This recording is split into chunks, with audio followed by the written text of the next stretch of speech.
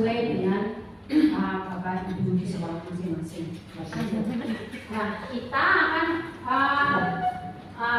belajar bersama untuk pelaporan asesmennya. Ini alur asesmennya Bapak Ibu.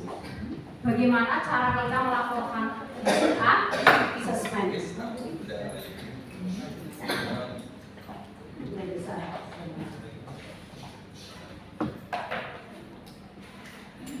Alur asesmennya Bapak Ibu. Di sini yang pertama menggunakan alur tujuan pembelajaran yang telah disusun. Berarti Bapak Ibu menyiapkan ATP ya. ATP Bapak Ibu ya, menyiapkan ATP menggunakan alur tujuan pembelajaran yang telah disusun. Kemudian diidentifikasi tujuan pembelajaran yang menjadi kompetensi yang diinginkan. Ya. Di sini Bapak Ibu nanti mengidentifikasi tujuan daripada ATP itu. Kompetensi yang diinginkan itu apa saja diidentifikasi, nanti saya beri contohnya. Kemudian setelah kita ambil ATP, kemudian diidentifikasi tujuan pembelajaran yang menjadi kompetensinya. Langkah yang kedua adalah mengidentifikasi bentuk asesmen yang hendak dilakukan untuk mengukur pembelajaran secara formatif maupun sumatif. Nah, kita mengidentifikasi bentuk asesmen yang mau menggunakan apa seperti itu ya.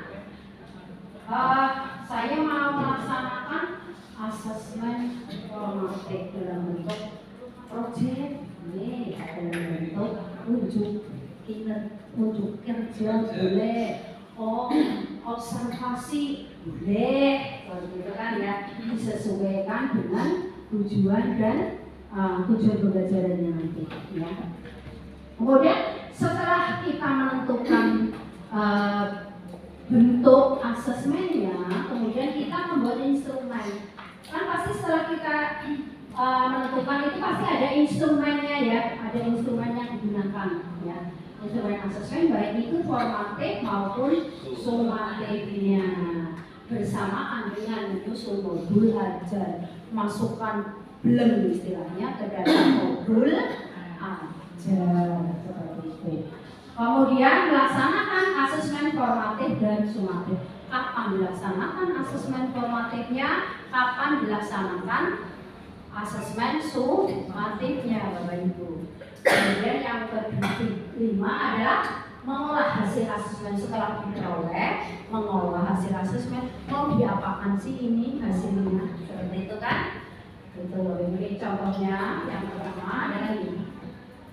Kita menggunakan alur ATP ya, alur tujuan pembelajaran yang telah disusun dari ATP kelas 3 matematika semester 1. Ada berapa ATP di sini Bapak Ibu itu? Semester 1, 1, 2, 3, 4, 5, 6, 7. Satu semester ada 7 ATP. Alurnya disusun seperti itu. Berarti ATP-nya ada berapa itu Bapak Ibu? 7, karena setiap PP itu ada ATP-nya ya betul, setiap PP itu ada ATP-nya. Nah, contohnya ini tujuan pembelajarannya ada yang ini ya. Ini dari CP diturunkan menjadi apa tadi? PP ya, karena kan sudah ini ada menyajikan bilangan dari semua, ini generalisasi dan sebagainya sampai pada mengobservasi di sini. Di sini kita mengidentifikasi tujuan pembelajaran ya yang menjadi kompetensi yang diinginkan. Ternyata yang diinginkan adalah anak mampu menyajikan, menggeneralisasi, membandingkan, memperkirakan, mengukur, mengobservasi. Nah, itu kan yang ingin kita capai ya. Ini contohnya.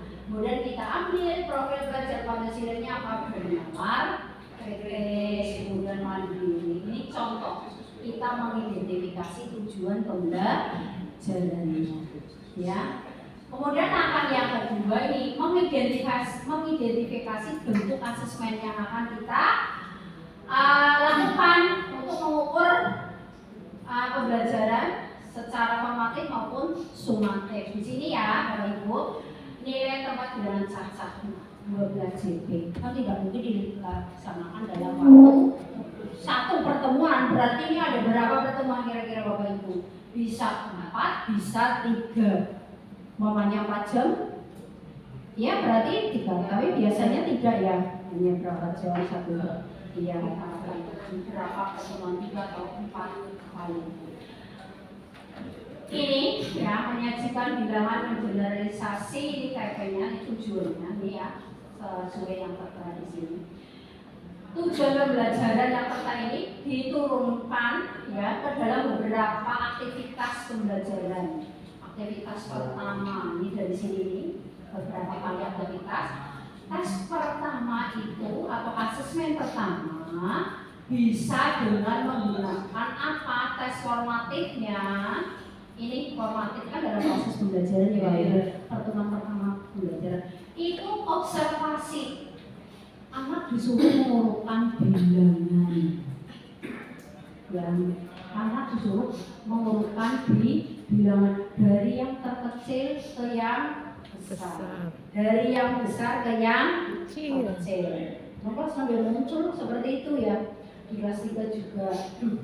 Untuk mengurutkan bilangan menggunakan observasi. Berarti ini ada instrumennya tidak Bapak-Bapak Ibu? Ada, maka sudah mulai dirancang ada instrumennya untuk ini. Kemudian di aktivitas yang kedua, ya, berarti kita menggunakan ternyata menggunakan tanda lebih besar, lebih kecil, tanda untuk mengetahui itu menggunakan tes. Boleh tertulis ya. Formatif yang kedua. Kemudian formatif yang ketiga kinerja. Ini dari ini menurunkan dari ini. Itu anak untuk mengkombinasi uang kertas, uang koin untuk menata, membentuk ya bilangan tertentu untuk mengetahui nilai tempat. Bu guru pinjami uang 100.000 namanya. Anak masa dibawa anak disuruh bawa 100.000 ya. Orang tuanya geger ya benar pinjami.